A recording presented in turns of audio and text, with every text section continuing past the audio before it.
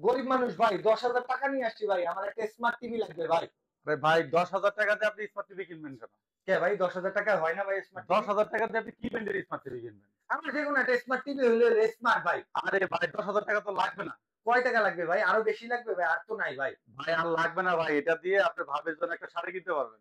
কয় টাকা দিবেন ভাই ফেরত? এখান থেকে এই টাকা দিয়ে আপনি ভাবের জন্য একটা শাড়ি কিনতে পারবেন। এই টাকা দিয়ে দিবেন? এই টাকা দিয়ে দিব। প্রোডাক্ট কোনটা দেখেন তো ভাই। আরে ভাই প্রোডাক্ট হচ্ছে এই যে প্রোডাক্ট। হ্যাঁ,